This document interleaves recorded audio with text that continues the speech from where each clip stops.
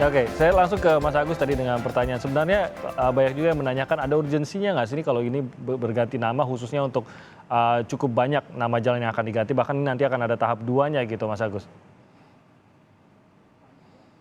Oh Mas Agus saya terputus ya? Oke nanti saya akan coba tanyakan ke Mas Agus. Saya ke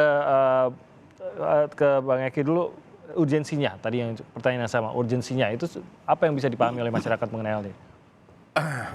Sebenarnya urgensinya ini kalau kita lihat sudah terlalu panjang juga ya. Ini saya bicara tentang nama-nama tokoh-tokoh Betawi yang juga tidak juga sembarangan diletakkan nama tersebut begitu. Sebenarnya punya jejak rekam, punya juga historisnya, bahkan keturunannya juga ada gitu. Artinya nama-nama ini kan untuk bagian edukasi, untuk juga saya sepakat bahwa itu sebagai visualisasi buat generasi sebenarnya. Bahwa kita punya tokoh-tokoh ini. Jadi bukan sembarangan kita beberapa nama ini yang tidak punya arti dan tidak punya makna gitu. Apalagi dia tidak berkiprah dalam berkebangsaan, bernegara. Dan bahkan tokoh-tokoh ini memang dikenal, sangat dikenal masyarakat itu sendiri gitu. Makanya letaknya itu selalu berdomisili dengan wilayah semasa orang ini hidup gitu. Jadi semua komprehensif dipasang nama-nama ini gitu. Memang saya sekali lagi saya yakin memang pasti ada pro dan kontra gitu. Iya. Kalau kita lihat kan seperti pahlawan nasional ini juga paling sering lah kita dijadikan nama jalan di semua kota bahkan begitu ya. Jadi tapi seringkali ceritanya itu nggak lantas sampai. Nama jalannya sangat dikenal gitu karena sering, apalagi tokoh-tokoh utama itu sering dijadikan nama jalan utama di kota atau kabupaten gitu. Tapi ceritanya tuh kadang-kadang nggak sampai gitu. Itu bagaimana tuh? Mungkin masukan juga nih sebelum ada penambahan nama lagi agar tidak hanya nama jalannya yang sampai, cerita tokohnya juga bisa nyampe gitu. Excerpt ya. Tentu tidak panjang. Penjelasan misalnya Syekh Junaid Al-Batawi. Saya mengatakan dia satu-satunya ulama Indonesia yang menjadi imam besar di Masjidil Haram. Karena saya harus menunjukkan kesaksian. Kesaksiannya dari seluruh khoronya, membuat catatan.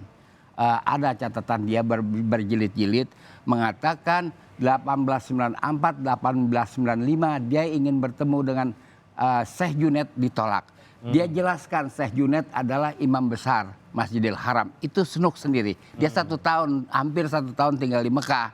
Kalau yang lain-lainnya terserah dia ngaku-ngaku. Tapi pembuktiannya gimana? Saya mengatakan saya nggak mau ada tokoh yang ditampilkan pembuktiannya nggak ada. Nah di situ kita tidak perlu panjang lebar menulis Syekh Junaid. Syekh Junaid imam besar Masjidil Haram. Selesai. Ya kan? Nanti dia jadi buku kalau kepanjangan kan. Jadi singkat saja. Selesai. Ya kan? Misalnya Muhammad Bakir pengarang, karyanya ada di British Library, cukup nggak usah dibilang yang lain-lain. Nanti kita cari apa yang highlight dari biografi orang-orang tokoh-tokoh ini. Gitu pencapaian tertingginya. Gitu. Pencapaian tertingginya. Misalnya Vivi Young adalah artis film yang sangat ngebetawiin lidahnya misalnya ya kan Tan Cheng Bok ya kan orang Rawabuaya, sekarang Rawabuaya udah diganti deh orang Rawabuaya Tan Cheng Bok. Hamid Arif sudah ya kan. Siapa? Nah tentang Raden Saleh itu bukan gelar Jawa atau Sunda bagi dirinya Raden Saleh. Sama juga dengan Raden Intan yang di Jakarta Timur nama jalan asal Lampung. Bukan Raden yang digunakan oleh Raden Saleh, dia turunan pemuka agama. Makanya dia tulis namanya RD Ismail, bukan Raden Saleh, maaf, salah saya. Raden Ismail yang baru dirasmikan dari 22 itu. Oke, Raden Ismail. Ya, Raden Ismail, dia kan film star. Besar nama dia. Nah, dijelaskan nanti. Dia keturunan pemuka agama, selesai. Dia film star keturunan pemuka agama, nggak usah panjang-panjang Raden Ismail. Oke, tapi paling tidak namanya jadi terdengar lagi. Gitu. Terdengar lagi, atau disebut filmnya yang keren, misalnya Tiga Buronan, dia kan main. Mungkin boleh diceritakan. Nah, hanya tokoh aslikah atau mungkin seperti ada beberapa tokoh fiktif yang sudah sangat besar juga namanya gitu. Gimana tuh Bang Eki? Mungkin nggak tuh Bang Eki? Kita begini, ya maaf ya sebelum Eki, Iya. kita pendidikan sejarah. Hmm. Karena kita dengan visualisasi pendidikan sejarah dapat mengoreksi pendidikan sejarah resmi yang banyak justru unsur dongengnya. Oh, oke. Itu maksudnya. Jadi jangan ini dongeng lagi. Ya jangan ada unsur dongeng di nama-nama jalan. Ya kan? Itu kenapa Bang Ridwan selalu harus yang sudah terbukti ada orangnya, ada sejarahnya, ada kontribusinya gitu ya. Iya. Tapi sekali lagi mungkin itu bagian dari budaya memungkinkan tidak? Karena misalkan kalau seperti di Belgia, Tintin sudah begitu besar, ya kita tidak akan heran kalau ada mungkin nama jalan dinamakan Tintin gitu, saking besarnya gitu. Tintin. Ya. Bukan seperti Di luar negeri ya? kartun di luar negeri gitu. Nama Nah, ini kan kartun. tokoh fiktif gitu. Ya. Apakah hal itu juga sebenarnya bisa dianggap bisa menjadi kontribusi? Mungkin nggak tuh kalau dari Bang Eki, apa memang fokus pada tokoh sejarah saja? Ya, sebenarnya dengan fenomena nama jalan 22 ini dan mayoritas memang tokoh-tokoh Betawi, saya mengapresiasi sebenarnya bagaimana Pak Gubernur melakukan keberanian mengakui, artinya kan bagian dari bentuk pengakuan, akhirnya menjadi nama jalan, satu penghormatan. Namun kalau ada 1-2 nama yang dianggap fiktif atau dianggap dongeng, saya pikir ini juga semuanya nggak mungkin tidak dipelajari terlebih dahulu pemerintah daerah, bukan juga cuma karena sekedar cerita-cerita atau dari dongeng yang dimaksud Babe mungkin barangkali gitu. Tapi ini semua ada komprehensif, ada semua data-data aktualnya. Hanya memang kita kan paham bahwa di zaman kolonial Belanda itu bagaimana bahwa Batavia ini, bahwa Jakarta ini begitu kuat daya tekannya gitu. Artinya semua keturunan, semua situs dan bahkan semua peninggalan-peninggalan itu memang di bumi hanguskan. Artinya wajar kalau akhirnya juga kita dalam data-data itu sambil dipelajari lagi gitu. Nah, ini nama-nama jalan saya lihat semuanya masuk dalam kategori yang memang dikenal dan memang ada faktanya gitu. Oke, nah kalau untuk kedepannya tadi kan ada pemilihan nama-nama jalan juga untuk kedepannya ini akan secepat apa direncanakan dan apakah sudah terpilih juga setahu Yang tahapan 2? Ya. Saya lihat kemarin pun ada respon dari Ketua DPRD Pak Pras juga mengajukan nama Gubernur Ali Sadikin diminta untuk salah satu untuk tahap kedua gitu. Jadi ada beberapa mungkin bisa jadi juga orang-orang yang berjasa di zaman kita pemimpin daerah, kepala daerah, gubernur itu bisa juga nanti. Dan ini lagi digodok lagi gitu. Iya, jadi cuman ketua DPRD itu kurang paham tentang Jakarta. Dia minta Ali Sadikin di Kebon Sirih nggak bisa. Oh ya, nggak bisa itu. Kebon Sirih artinya bukan kebon sirih. Kapan kayaknya orang dagang sirih? Itu sirih artinya adat. Itu penghunian orang adat. Pada tahun 1918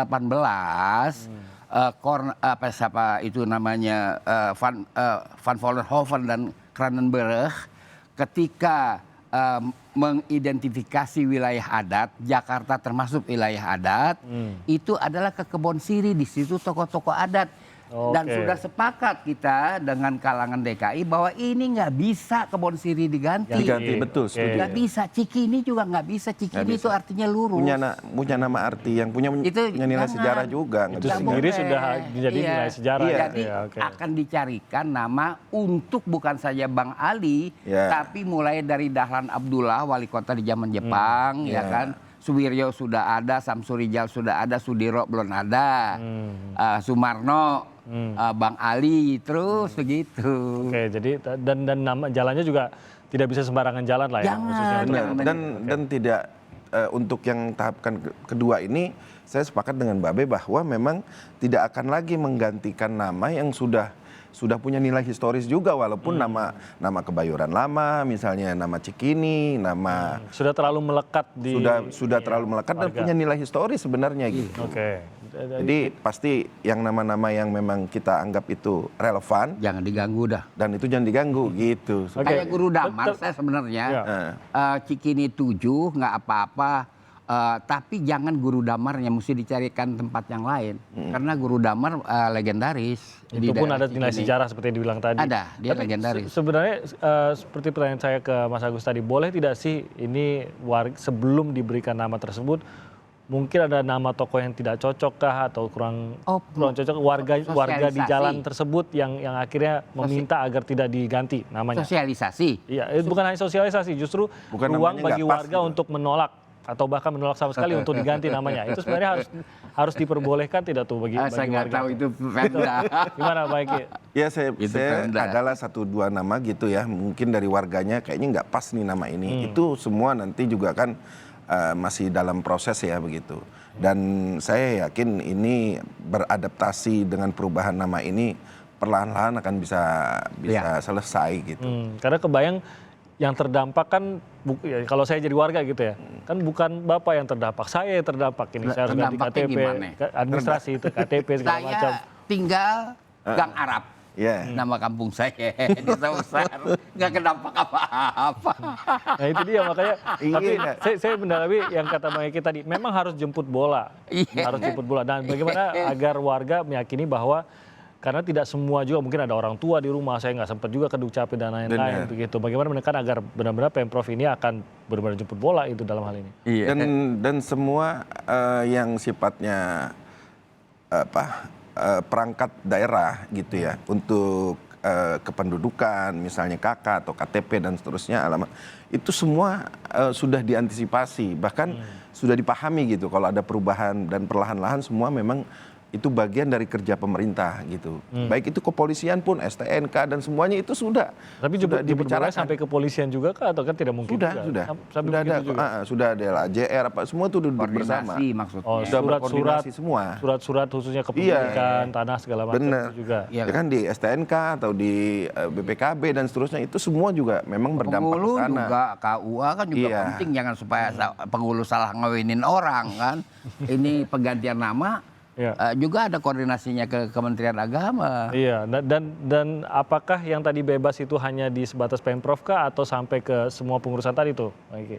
Gimana? Apakah yang gratis, kan sebenarnya gratis untuk pengurusan di Gratis. Dukcapil pasti gratis. Tapi ini kan tadi diingatkan juga urusannya tidak sampai situ, sampai kepolisian tadi untuk Iya. tanah dan lain-lain, itu kah gratis juga kah atau? Gratis juga semua. Malah bahkan kalau ada proses lagi perubahan itu harus dilampirkan gitu, dilampirkan keputusan gubernurnya. Oh, oke. Itu sudah kesepakatan dari institusi-institusi pihak. yang sudah disiapkan gitu. Oke, dan PTSP mungkin ya, karena satu Ya, atap di situ saja cukup Ya, untuk di mengurus situ. semuanya. Oke, baik, kita tadi Mas Agus harus meninggalkan kita terlebih dahulu. Jadi terima kasih tadi Mas Agus Pambagio yang sudah bergabung bersama kami pagi hari ini. Beri Ridwan, terima kasih juga, sehat Iya, terus. iya. Terima kasih sudah bergabung, dan juga Bang Eki, terima kasih, sehat Iya, terus Bang Eki sama-sama. dalam tugas.